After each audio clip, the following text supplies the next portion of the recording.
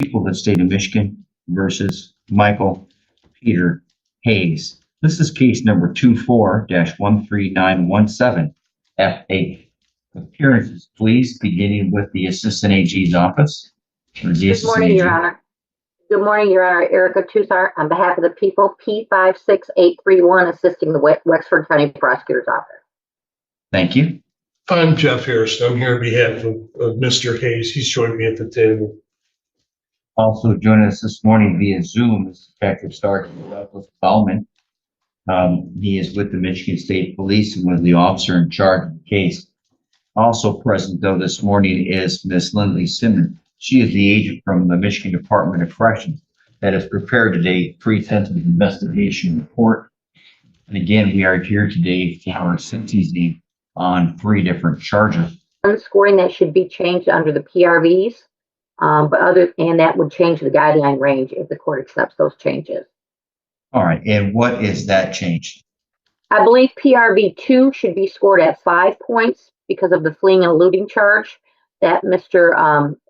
Hayes has, which would change the PRV total to 27 points and the level to a D rather than a C. All right, thank you.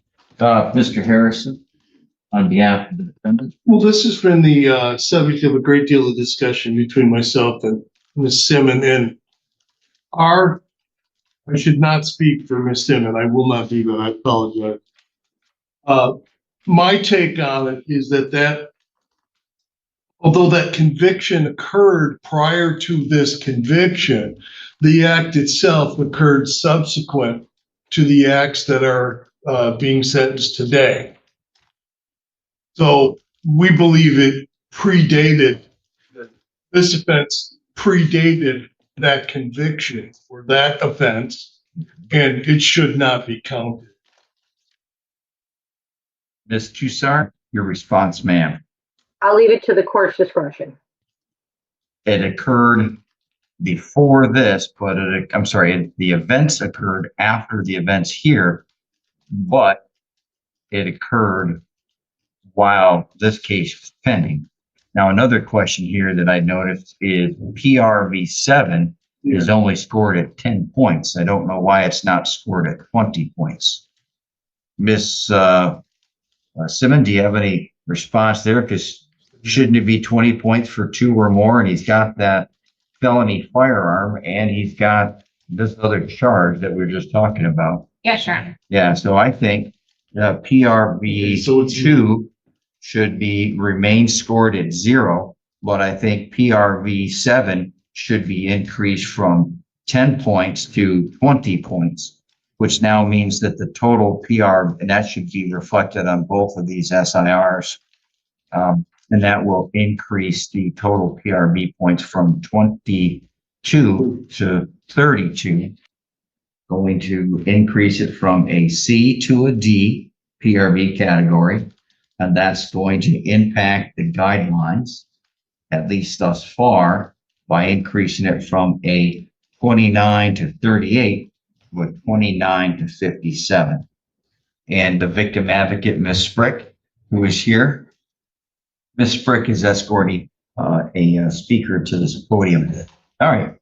And please state for me your first and your last name. Karina Garner. Ma'am. And your relationship to the victim? I'm my dad. That's my dad. Your father? All right. Sorry for your loss. Thank you, ma'am. Anything you wish to say? I have something I'd like to read. All right. Nancy, your voice right now at the bottom is fine for me. Nancy, I know the air conditioning's on. Are you still able to pick it up? All right, good. Thank you. Yes, ma'am. That's okay. Maybe it was right now. We're here for you. Take your time. My name is Serena. My dad's firstborn. He called me Buki. He said from the first time that he held me, I was and will always be his Buki baby. I wanted to tell you just a little bit about my dad. He was a free-spirited person. He loved us girls and his grandbabies and his mom more than anything. He was so proud of us all. He had a very caring heart, and he had a soft spot for helping people. mainly to help people get sober because my little sister passed away in 2020 from an accidental overdose. One of his ways of grieving and finding positive in the negative was to help people get sober, and he did help many. He loved music. He would crank up tunes, as he would say, and sing at the top of his lungs and dance around. I remember when I was a very little, maybe 4 or 5, we cranked up his stereo and we were listening to AC/DC Dirty Deed. I was gonna interrupt you and ask you what was his favorite song to dance to. He didn't have a favorite one. He liked very many songs. All right. But you at least said AC/DC. All right, we're good. That Keep was going. a connection with me and my dad, AC/DC. Yeah. Thank you. We were headbanging and dancing. The joy and connection with my daddy was one of the first of many memories I can remember. I will forever keep it in my heart. I will never forget his infectious smile and his goofy, one-of-a-kind laugh. He could be having one of the worst kind of days, and you could be so angry, and all he had to do was laugh, and your whole mood would shift to happy. My dad could always lighten the room. Also, one of the things I will miss the most. Taught me many important things in this life, like how to properly shake hands, be polite, and always help others. Always be kind, even when you're standing around. My dad always had good advice. I usually didn't take it, and I had to learn the hard way, but he was usually right. I remember the day that I got saved. I asked Jesus into my heart. Everyone told my 12-year-old self that I was crazy and that God wasn't real.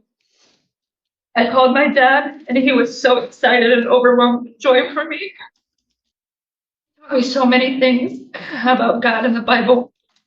I will forever be grateful for that too. When I was 15 or 16, my dad went to Florida to help with Hurricane Katrina, rebuild, and relief. Almost a year of him being down there, and I moved down with him. I was singing in my room when his friend asked me to sing in their reggae band. My dad loved my voice and wanted others to hear it too, and he always encouraged me to sing. That was some advice I'm glad I took. While down in Florida, Dad also taught me how to scuba dive. Another one of the coolest things I've done. We wouldn't have a conversation without saying, dive, dive, dive. Which is what they say when it's time to get in the water. Past year and few months have been one of the hardest in my life. Never would have thought I would have had to hear your dad was murdered.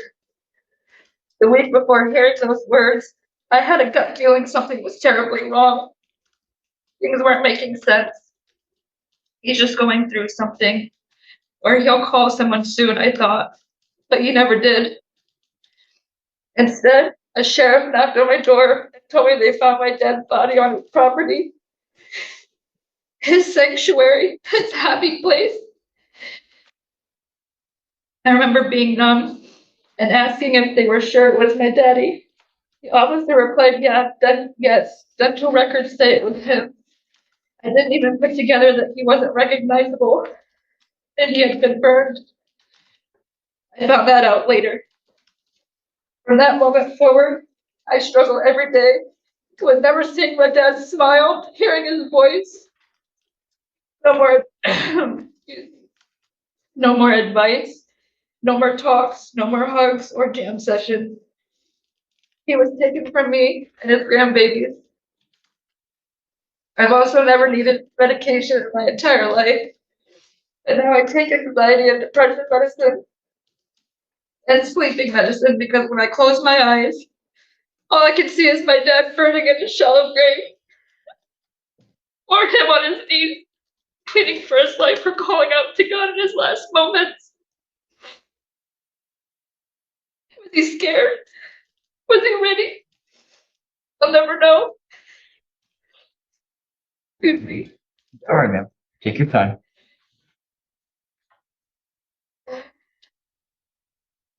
Mr. Hayes, I have so many questions for you. Maybe someday will be answered, maybe not. I wanted to let you know I haven't been able to fully forgive you, and I don't know if I will.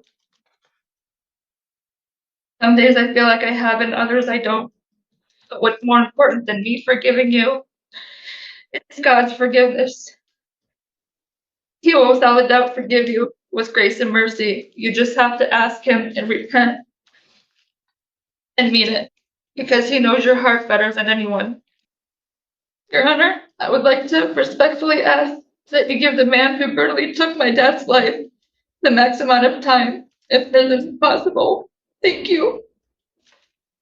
Thank you, ma'am. By the way, Mr. Gardner, the song is Three Little Birds. All right, just want to make sure.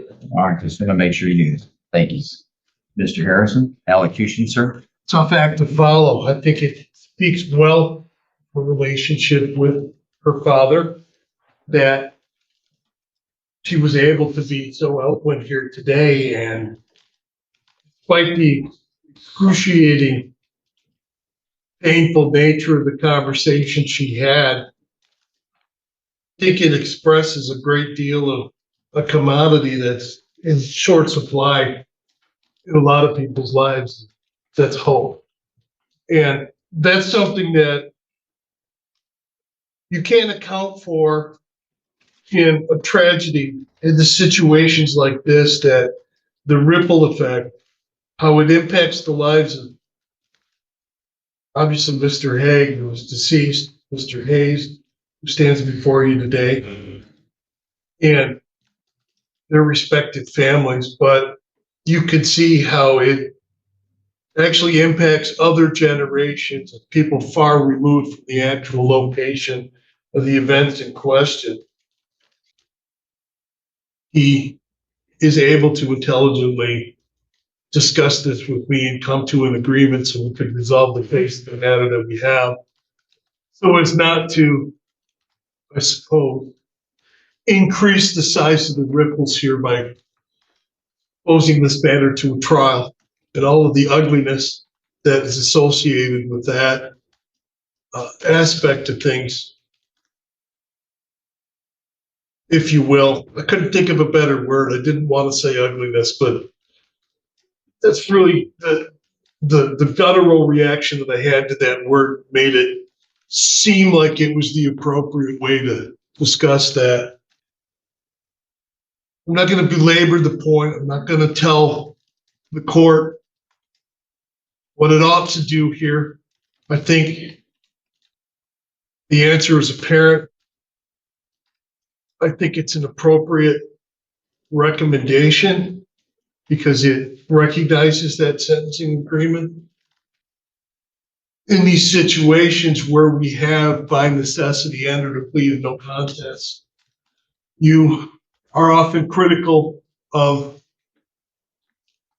counsel that stand before you and tell you how sorry and remorseful their client is when their client remains silent. I'm not going to do that. If Mr. Hayes wishes to express the degree of sorrow and remorse that he's expressed to me here today, I think it's appropriate that he do so. If he is unable to do so, then it is what it is, Your Honor. Thank you. Thank you. Your Honor, Yes, ma'am. sorry to interrupt, so just for clarification of the record. PRV 7, did you say that felony firearms, we're counting felony firearms? Well, it could either be the felony firearm, but it could also be, Matt really also scored it. The objection or argument made by Ms. Tusar was for the flee and the elude. Yes, I just Wasn't wanted that to a clarify. felony? So it could be either one of those. I just from reading this as I was listening to the victim impact statement, I just wanted to make sure because I didn't believe felony firearms could be scored. Well, then I'll use the flee and elude. Okay, just for clarification. Thank you, Your Honor. Thank you. All right. Before I turn to the people, Ms. Garner, did the prosecutor's office go over the pretrial agreement with you ahead of time? Okay, and I see you shaking your head. Yes. All right. Thank you. All right, Ms. Tusar, allocution on behalf of the people. Yes, Your Honor. Mr. Hayes should understand that he got this deal because of the grace of the family.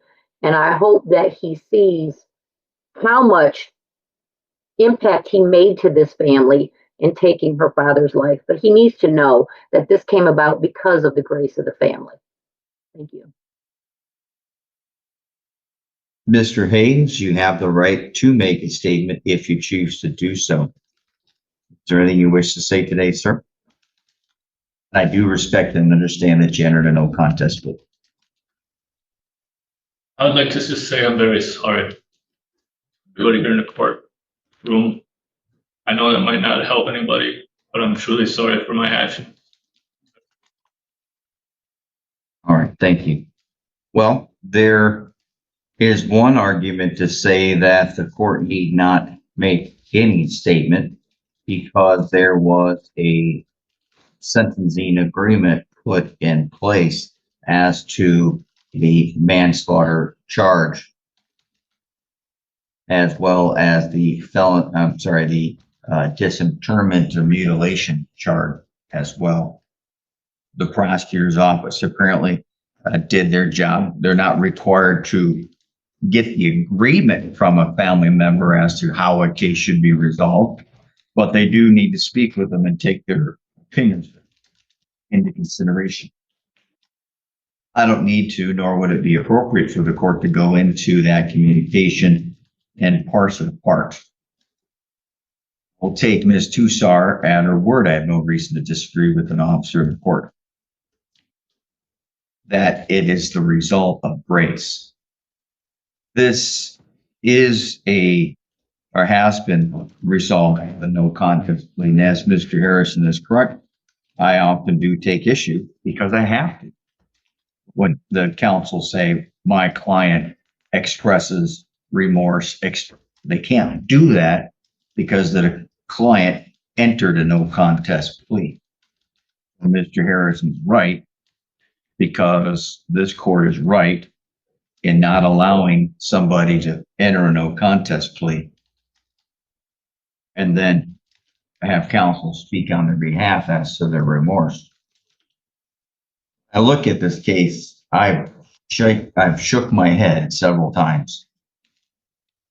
Yeah, the pretrial agreement ties my hands. Never a big fan of when somebody limits the court's discretion in any way, but they've tied my hands. I guess I could go below the agreement, but I'm not. So how have they tied my hands? The maximum punishment allowed under law is 2/3 of the maximum penalty. I have no choice. So I'm always cautious and concerned because often after when people leave the courtroom, whether it's on social media or whether it's in the newspapers or it's on comments or whatever, they'll like to complain about the court. I can only give one sentence today. There is no real discretion granted to this court. It has to be the 2/3 rule. But I still need to be able to express, as required by appellate and Supreme Court decisions, the reasons for proportional and reasonableness of the sentence. Well, the defendant's prior criminal history is not extensive. I, of course, do not take into consideration any charges that were dismissed. I will note that one of his cases was dismissed because he got arrested on this case. And, but I will also note he had other cases that occurred while bond, including this offense.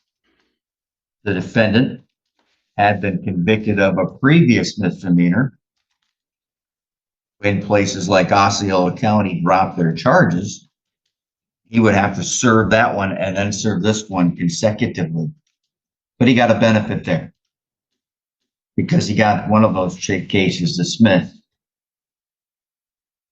When they dismissed the delivery to a minor of marijuana, an 8-year felony, when Osceola County dismissed that case, that means he got a benefit because he doesn't have to, the two sentences don't have to run consecutive to one another. And then he gets a significant benefit in this case. Oh, by the way, he had an assault with intent to commit. Hold on. So he had another felony in Berrien County, which was resolved with a 3-day jail. So that I can't run that consecutive. Let's take a look here what this case says. Court does not want anybody pointing fingers as to the sentence. The description of the offense, and I apologize to Miss Garner, but are well described in CFJ 284A, page 4.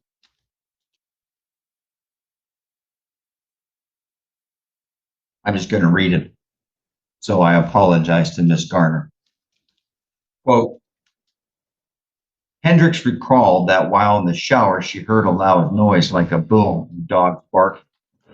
She hurried to get dressed, stating she was worried about the victim because the noise, quote unquote, was just not right. Hendricks recalled that when she left the bathroom, the defendant came inside and told her, quote, the victim was gone and he had to go back outside.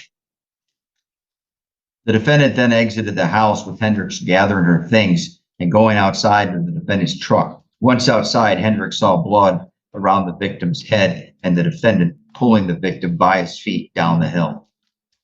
Hendricks stated that she knew the victim was dead. Hendricks also saw blood trails as the defendant moved the victim's body down the hill. Hendricks saw the defendant digging a hole and the victim's body was covered with a tarp nearby where the defendant was digging. She saw the defendant put the victim's body in the hole and cover it with items that would burn. Hendricks stated that the defendant took a gas can from the victim's property and they went to a gas station to get gas so the defendant could use the gas to burn the victim's body. Once they returned home, the defendant poured gas into the hole with the victim's body inside. The defendant cut down a tree and continued to try to burn the victim's body. That case somehow has resulted in what was a potential of life as a first-degree case, and even as a second degree, it has been brought down by nearly a third of what the sentences would have been. I don't know if all that was explained to Ms. Garner. I see them shaking their heads no, which gives me concern, and that's why I asked you that question. Because the prosecutor's office needs to have gone over that with you. You don't have to get your agreement. They need to have gone over that with you. If they didn't, you can take it up with the prosecutor's office. It's not my job to do that, but now the case is mine. And Ms. Garner, I didn't read that out loud for you to hurt you. I read it out loud to put this case into context. Because lots of people watch, whether it's streaming or watch the news or listen to things on Facebook and all those other garbage media, social media sources, and they love to express opinions. I just described that so you could hear it, and then I could tell you if all that, and the pretrial agreement and the pleas and the sentencings and the possibilities and the evidence was not described to you, you need to take it up with somebody else. Not that I'm saying don't bring it up to me, because I'm concerned. That's why I brought it up to you. The Victim Rights Act requires that information or that type of information be shared with the victims before an agreement is entered. Whether or not that's done does not necessarily turn into a possible reason for dismissal of the case, but it's something that victims should be aware of. That's the evidence they had. They have reduced this charge. There's no way these guidelines are adequate. When I look here, I've got a 46-year-old man who had, and I want to highlight this, got quite a little drug history here over the last few years using methamphetamine daily, which definitely, once again, I challenge anybody to ever come and argue with me as to whether or not drugs are victimless crimes. And I'll note here that when I looked at the defendant's criminal history, he's 46. I expected to see some kind of employment history. Well, I did see some kind. I saw that he worked for a year. 46 years of age. Worked for about a year and he quit that job, by the way. So now I wonder, what has this defendant been doing? What has he been contributing? I also don't have one positive statement being presented on behalf of the defendant, which is okay. Again, I'm just going in here because I'm going to cover this to make sure that it is not, at least hopefully, not appealable as to the sentence. Again, my hands are tied. The guidelines are woefully inadequate. The pretrial agreement is extremely beneficial to the defendant. The fact that other counties dismissed charges and took away the consecutive sentencing that could have been done, extremely beneficial to the defendant. A person's life was taken, and the people have decided it's worth 10 years. Okay? Not the judge, although that's the sentence I'm going to give, and I'm going to find that it's reasonably proportionate. The agreement, the people have decided it's worth 10 years. I'm very sorry for that to anybody. The court gives the following sentence. The court assesses $368 state minimum fees, one $130 crime victims' right fund fee, a $300 court cost, a $500 attorney fee, $5,663 as restitution payable to the state of Michigan. Now that's for the manslaughter charge. Yes. As to the count for the disinterment and mutilation, the court is going to also assess a $3,000 fine. Apologies, Your Honor. Can you repeat the 3,000 goes to? The disinterments and mutilation count. Thank you. By the way, all fines and costs are going to be made a term or condition that they must be paid before parole. The court sentences the defendant as to count 1, weapons felony firearm, to the mandatory 2 years.